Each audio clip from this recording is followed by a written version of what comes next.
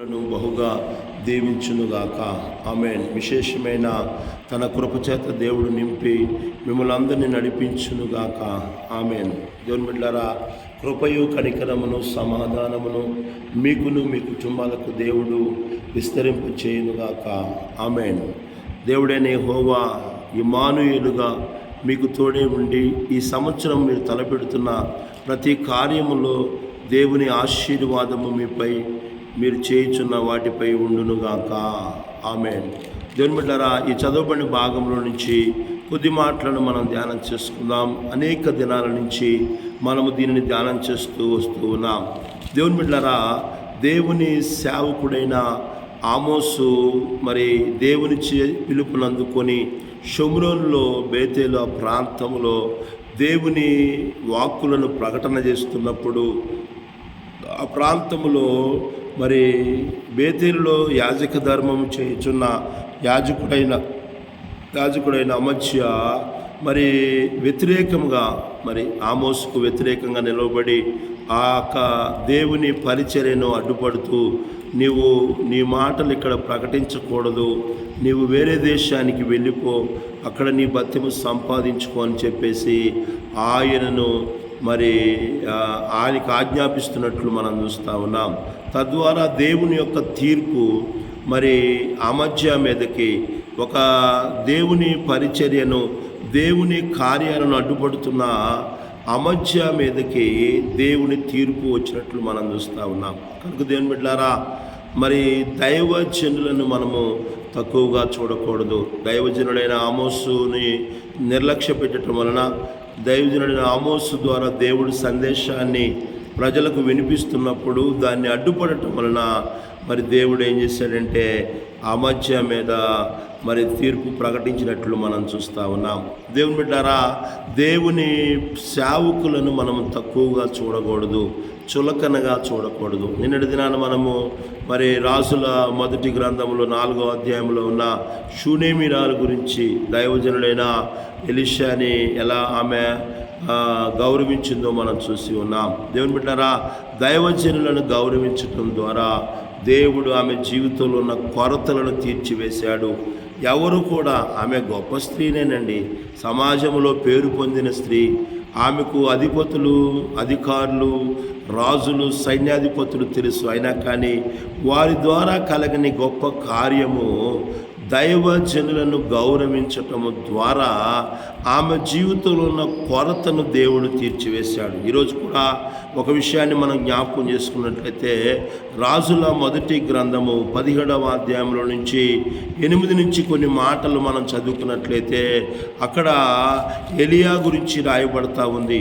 ఏలియా ఆహాబు పరిపాలన చేస్తున్న సమయంలో మరి ఆహాబు విగ్రహారాధనను ఎక్కువగా ప్రోత్సాహపరుస్తూ, అతను విగ్రహారాధన చేస్తూ దేశమంతా కూడా విగ్రహారాధనలోకి నడిపిస్తున్నప్పుడు దేవుని యొక్క కోపము ఆ ప్రజల మీదకి, ఆ రాజు మీదకి వచ్చింది. దేవుని బిడ్డలారా, జీవము గల దేవుణ్ణి విడిచిపెట్టి నిర్జీవమైన వాటిని వారు ఆరాధన చేస్తున్న దాన్ని బట్టి దేవుని కోపము వారి మీదకి వచ్చి, దేవుడు తన సేవకుడైన ఏలియాని పంపించి ఆహాబుతో వర్తమానం చెబుతా ఉన్నాడు. ఇదిగో నేను దైవజనుడను, దేవుని సన్నిధిలో నిలబడి చెబుతున్నాను, ఇంకా 3.5 సంవత్సరములు వర్షమే కానీ మంచే కానీ పడదని చెప్పేసి ఏలియా ద్వారా దేవుడు వర్తమానమును ఆహాబుకు పంపించాడు. దేవుని బిడ్డలారా, దేవుడు చెప్పిన, సేవకుడు చెప్పిన మాట ప్రకారము 3.5 సంవత్సరములు వర్షము లేదు, మంచు లేదు, దేశంలో నీరు లేక కరువుతో నింపబడింది. భయంకరమైన పరిస్థితులు దేశములో తాండవిస్తూ ఉన్నాయి. అలాంటి సమయంలో దేవుడు ఏలియాతో అంటున్నాడు, ఏలియా, నీవు కేరీతు వాగు దగ్గరికి వెళ్ళు, అక్కడ నీకు నేను ఆహారము పంపిస్తానని చెప్పి దేవుడు ఆ స్థలంలో మరి ఏలియాకు ఉదయమున సాయంత్రమున మరి రొట్టెయు మాంసమును కాకులము చేత పంపించాడు. కాకుల చేత దేవుడు ఏలియాని పోషించాడు. కేరీతు వాగు మరి దేవుడు పంపించిన ఆహారం తీసుకుంటూ మరి ఆ కేరీతు నీళ్లు తాగుతున్నప్పుడు అది కూడా కొన్ని రోజులకి అవి కూడా మరి ఎండిపోయిన పరిస్థితులు, నీళ్ళన్నీ కూడా ఎండిపోయాయి. ఇప్పుడు దేవుడు ఏలియాతో అంటున్నాడు, నీవు లేచి సారేపత్ అనే ప్రాంతానికి వెళ్ళు, అక్కడ ఒక విధవరాలు నిన్ను పోషిస్తుంది అని దేవుడు ఏలియాతో మాట్లాడుతూ ఉన్నాడు. ఏలియా మరి దేవుడు చెప్పిన మాట ప్రకారము అక్కడి నుంచి లేచి సారేపత్ అనే ప్రాంతానికి వెళ్తా ఉన్నాడు. దేవుని బిడ్డలారా గమనించండి, ఆయన ఆ ప్రాంతానికి వెళుతున్నప్పుడు ఆయన మరి గౌని దగ్గర ఉండగానే, మార్గంలో ఉండగానే అక్కడ ఒక విధవరాలు తన కుమారుడు కలుసుకొని ఇద్దరు కూడా కట్టెలు వేరుకుంటా ఉన్నారు. కట్టెలు ఏరుకుంటున్నారు. ఎందుకంటే వాళ్ళ దగ్గర కొద్దిగా పిండి ఉంది, కొద్దిగా నూనె ఉంది. అది కనుక ఇంకదే వాళ్ళ దగ్గర ఉంది. ఆ కొద్దిగా పిండితో కొద్దిగా నూనెతో రొట్టెలు చేసుకొని తిని చనిపోవటానికి సిద్ధంగా ఉన్నారు వాళ్ళు. దేవుని బిడ్డలారా గమనించండి, దానికోసం అనే రొట్టెలు చేసుకోవడం కోసం. ఎందుకంటే భయంకరమైన కరువు దేశములో అలమటిస్తూ ఉంది.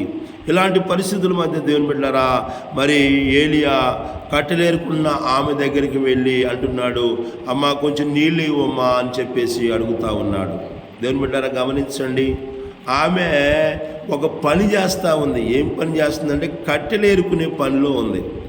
మరి సేవకుడు వెళ్ళి అమ్మ కొన్ని నీళ్ళు ఇవ్వన్నప్పుడు ఆ పనిని కూడా విడిచిపెట్టి సేవకుడు అడిగిన వాటిని ఇవ్వటానికి మరి లేచి నీళ్లు ఇవ్వటానికి తీసుకొని రావటానికి ఆమె వెళ్తూ ఉంది. దేవుని బిడ్డలారా గమనించండి, సేవకుడు అడిగినన్నే నీ కళ్ళు కనపట్లేదయ్యా, నేను పనిలో ఉంటే నా దగ్గరకు వచ్చి నీళ్ళు ఇవ్వమంటున్నావు అని అనలేదండి ఆమె. ఈరోజు చాలామంది మేము పని చేస్తున్నాం, సేవకుడు మరి ఏదైనా అడిగినప్పుడు, సేవకుడు మరి మందిరాన్ని దగ్గరికి రమ్మన్నప్పుడు మేము పనిలో ఉన్నామని చెప్పుకొని సాకులు చెప్పే వ్యక్తులు చాలామంది ఉన్నారు. నేటి కాలంలో దైవజనుడు ఏదైనా పని చెబితే సాకులు చెప్పే వ్యక్తులు సంఘాలలో చాలామంది ఉన్నారండి.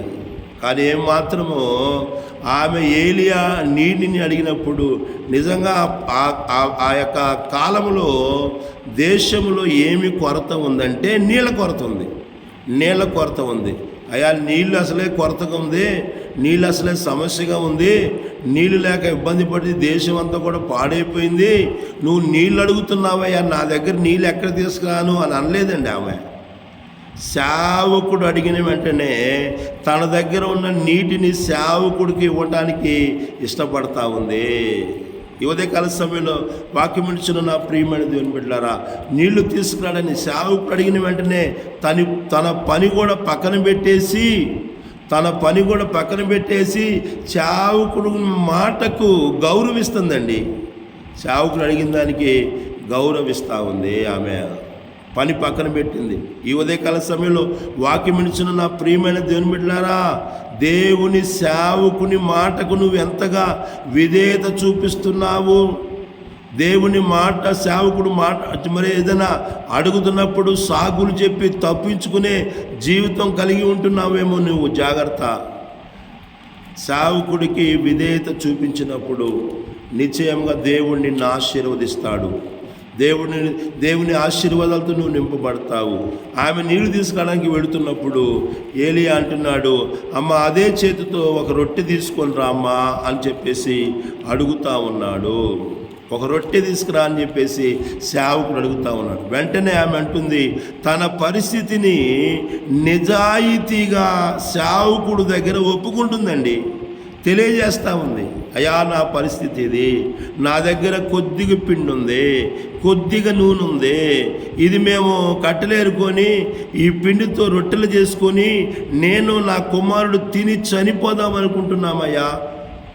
తన యొక్క పరిస్థితిని నిజాయితీగా దైవజనులకు తెలియజేసింది. ఈ ఉదయకాల సమయంలో వాక్యం ఇచ్చిన నా ప్రియమైన దేవుని బిడ్డలారా, నీ పరిస్థితి దైవజనుడికి తెలియపరచాలి, దైవజనుడికి తెలియచేయాలి. ఎందుకంటే దైవజనుడు నీ పరిస్థితి విషయమై దేవునికి ప్రార్థన చేస్తాడు. ఈ ఉదయకాల సమయంలో ఎక్కడెక్కడో ఎవరెవరికో అనేకమైన పరిస్థితుల గురించి చెప్పుకొని బాధపడే వ్యక్తులు చాలామంది ఉన్నారు. సమస్యల విషయమై, బాధల విషయమై, కష్టాల విషయమై, ఇరుకులు ఇబ్బందుల విషయమై, కుటుంబ సమస్యల విషయమై ఎక్కడెక్కడికో వెళ్ళి ఎవరెవరికో తెలియపరిచి వేదనతో, బాధతో దుఃఖపడే వ్యక్తులు ఉన్నారు. కానీ తమ జీవితంలో సమస్యలను, బాధలను సేవకుల దగ్గరికి తీసుకొచ్చి, అయ్యా ఇటువంటి పరిస్థితులు ఉన్నాయి, మా కొరకు ప్రార్థన చేయండి అయ్యా అని అడిగే వ్యక్తులు నేటి కాలంలో లేరండి. నీ జీవితంలో ఎటువంటి పరిస్థితి ఏర్పడుతున్నా కానీ దైవజనుడికి చెప్పుకొని ప్రార్థన చేయించుకొని దేవుని ద్వారా మేలు పొందుకోవాలని ఆశ కలిగి ఉంటున్నావా? ఈమె విధవరాలైన ఈమె మరి దైవజనుడైన ఏలియాతో చెబుతా ఉంది, అయ్యా నా పరిస్థితి ఎలా ఉంది, నా స్థితి ఎలా ఉందయ్యా అని దైవజనుడికి చెబుతా ఉంది. దైవజనుడు అన్నాడు, అమ్మా నేను చెప్పిన మాట చెయ్యమ్మా, నువ్వు పో, వెళ్ళి చేయిపో అని చెప్పేసి అన్నాడు. దేవుని సేవకుని మాటను ఆమె విశ్వసించిందండి. నేను చెప్పినట్టు చేయిపో, నీ యొక్క తొట్టిలో పిండి అయిపోదు, బుడ్డిలో నూనె అయిపోదు, నువ్వు వెళ్ళి మొట్టమొదటిగా నువ్వు రొట్టె చేసుకొని తీసుకొని నాకు తీసుకొని రా అని ఏలియా అన్నప్పుడు, నువ్వు భలేవాళ్ళలాగా ఉన్నావయ్యా, అసలే మాకు లేని పరిస్థితులు ఉంటే ఇలాంటి పరిస్థితుల్లో వచ్చి మమ్మల్ని అడుగుతున్నవేందయ్యా, ఏదో నీళ్ళు అడిగావు, ఏదో ఇద్దామనుకున్నా కానీ మళ్ళీ ఇప్పుడు ఉన్న దాంట్లో కూడా కొద్దిగా ఉంది, దాన్ని కూడా దాంట్లో కూడా మేమే కష్ట సమస్యలు బాధల్లో ఉంటే దానిలోది కూడా అడుగుతున్నావేంటయ్యా అని అనలేదండి. నేటి కాలంలో దేవుని పరిచర్య విషయంలో, సేవకుల విషయంలో ఏదైనా అడిగినప్పుడు చాలామంది చెప్పే మాటలంటే మాకే లేదండి, మాకే కష్టంగా ఉందండి, ఇక దేవునికి ఏమిస్తాం, మీకేమిస్తామని చెప్పే సాకులు చెప్పే వ్యక్తులు చాలామంది ఉన్నారు. నా ప్రియమైన దేవుని బిడ్డలారా, దైవజనుడు మాటను నువ్వు విశ్వసించి దేవుని నువ్వు నమ్మినట్లయితే, దైవజనుడు చెప్పినట్లు నువ్వు చేసినట్లయితే నిశ్చయముగా దేవుడు నిన్ను ఆశీర్వదిస్తాడు. ఆమె దైవజనుడి మాటను నమ్మింది, గౌరవించిందండి. ఆ దైవజనుడి మాటకు విధేయత చూపించింది. ముందుగా చేస్తుంది ఏంటంటే, ఏలియాకి రొట్టె చేసి తీసుకొచ్చి తనకున్న కొద్ది దాంట్లోనే ఏలియాకి రొట్టె చేసుకుని తీసుకొచ్చి ఏలియాకి ఇస్తూ ఉందండి. ఉదయకాల సమయంలో వాక్యం ఇచ్చిన నా ప్రియమైన దేవుని బిడ్డలారా, దైవజనుల మాటను మనం విశ్వసించినప్పుడు, దేవుని యందు మనం విశ్వాసం కలిగి ఉన్నప్పుడు, విశ్వాసంతో మనం కార్యాలు చేస్తున్నప్పుడు, నీ విశ్వాసాన్ని చూసి, నీ భక్తి జీవితాన్ని చూసి, నీ విధేయతను చూసి దేవుడు తప్పకుండా నిన్ను ఆశీర్వదిస్తాడనే విషయాన్ని గుర్తుంచుకోవాలి. దైవజనుడిని గౌరవించిందండి ఆమె, దైవజనుడిని గౌరవిస్తూ ఉంది, దైవజనుడికి లోబడతా ఉంది. ఈనాడు సంఘాలకు వెళుతూ ఉన్నారు, ఆరాధన చేస్తూ ఉన్నారు, ప్రార్థనలు చేస్తూ ఉన్నారు, నా ప్రియమైన వాక్యాలు చదువుతూ ఉన్నారు, కానుకలు ఇస్తూ ఉన్నారు. కానీ దైవజనుడికి ఎంతగా లోబడుతున్నావు నీవు? దైవజనుడిని ఎంతగా గౌరవిస్తున్నావు? దైవజనుడికి లోబడే జీవితాన్ని కలిగి ఉంటున్నావా? లేదా అమధ్యలాగా దైవజనుడిని నిర్లక్ష్య పెట్టి దైవజనుడి వాక్యాన్ని త్రోసివేసే వ్యక్తిగా ఉంటున్నావా?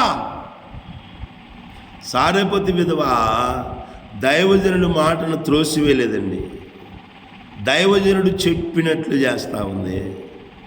మొట్టమొదటిగా నీకున్న దాంట్లో రొట్టె చేసుకొని తీసుకొని రామా అన్నప్పుడు ఆమెకు కొద్దిగా ఉన్నా కానీ ఆ కొద్ది దానితోనే దైవజనుడికి ఇచ్చిందండి. ఉదయకాల సమయంలో వాక్యం ఇచ్చిన నా ప్రియమైన దేవుని బిడ్డలారా, దేవుని కార్యాల విషయము, దైవజనుల విషయంలో కొద్దిగా ఉంది, పనులు లేవు, డబ్బులు లేవు, కష్టంగా ఉంది, సమస్యగా ఉంది, ఇరుకుల్లో ఉన్నాము, ఇబ్బందుల్లో ఉన్నాము, ఇలాంటి మాటలు చెప్పి నువ్వు తప్పించుకునే వ్యక్తిగా ఉంటే నువ్వు ఆ కొద్ది దాంతోనే ఉంటావు. నువ్వు దైవజనుడు చెప్పిన మాట విని నువ్వు నడుచుకుంటే నిశ్చయంగా దేవుడు నీ యొక్క విధేయతను చూసి, విశ్వాసాన్ని చూసి దేవుడు నిన్ను ఆశీర్వదిస్తాడు. ఆమె ఏలియా చెప్పినట్లు రొట్టె చేసి తీసుకొచ్చింది. ఏలియా చెప్పిన ప్రకారము ప్రవర్తించింది. ఏలియా ఏం చెప్పాడో ఆయన చెప్పిన మాట ప్రకారము ఏమీ సందేహం లేకుండా ఏమి చేయమన్నాడో అది చేసిందండి ఆమె. ఉదయకాల సమయంలో వాక్యం వినిచిన నా ప్రియమైన దేవుని బిడ్డలారా, లోకంలో ఉన్న ప్రతి ఒక్కరి మాట వింటున్నావు, కానీ దైవజనుడు చెప్పే మాట వింటున్నావా? దైవజనుడి నోటి నుండి వచ్చే మాటలకు లోబడుతున్నావా? అలా నువ్వు లోబడి దైవజనుడు చెప్పినట్లు నువ్వు ప్రవర్తిస్తే దేవుని బిడ్డలారా, దేవుని యొక్క పోషణ, దేవుని యొక్క ఆశీర్వాదాలు, దేవుని యొక్క మేలులు దేవుడు నీపై, నీ కుటుంబంపై కుమ్మరిస్తాడు ఆయన. బైబిల్ గ్రంథాన్ని మనం చదివినట్లయితే దేవుని బిడ్డలారా, వాక్యము మనకు తెలియజేయబడుతుంది. ఎప్పుడైతే ఏలియా చెప్పినట్లు ఆమె చేసిందో, ఆమె జీవితంలో కరువు కాలమంతయు కూడా భోజనము చేయించు వచ్చారంటండి వాళ్ళు. ఏ కొరత వాళ్ళకు లేదు. తొట్టిలో పిండి అయిపోలేదు, బుడ్డిలో నూనె అయిపోలేదు. విశ్వాసము అద్భుతాలు చేస్తుంది. విశ్వాసము ఆశ్చర్యమైన కార్యాలు చేస్తుంది. విధేయత కలిగి నువ్వు నడుచుకుంటే నిశ్చయంగా దేవుడు నిన్ను బహుగా ఆశీర్వదిస్తాడు. ఈ ఉదయకాల సమయంలో వాక్యం ఇచ్చిన నా ప్రియమైన దేవుని బిడ్డలారా, దైవజనులను గౌరవించాలి. నీకున్న కొద్ది దానిలోనే దేవునికి ఇవ్వాలి అనే మనసు నీకున్నప్పుడు ఆ కొద్ది దాన్నే దేవుడు గొప్పదానిగా మారుస్తాడు ఆయన. ఈరోజు వెళ్తున్నాము, మనందరం చెప్పుకుంటున్నాము, విశ్వాసులమని చెప్పుకుంటున్నాము, కానీ విశ్వాసం లేని వ్యక్తులుగా ఉంటున్నాము. నేతి బీరకాయ అని చెప్తారు, దానిలో నెయ్యి ఉండదు. మైసూరు బోండా అని చెప్తారు, దాంట్లో మైసూరు ఉండదు. మైసూరు శాండిల్ అంటారు, దాంట్లో మైసూరు ఉండదు. అలాగే నేటి కాలంలో విశ్వాసులమని చెప్పుకుంటున్నాం, కానీ విశ్వాసముతో నడుచుకునే జీవితాలు మనకు లేవు. కాబట్టి దేవుని ఆశీర్వాదాలు మనం కోల్పోతూ ఉన్నాం.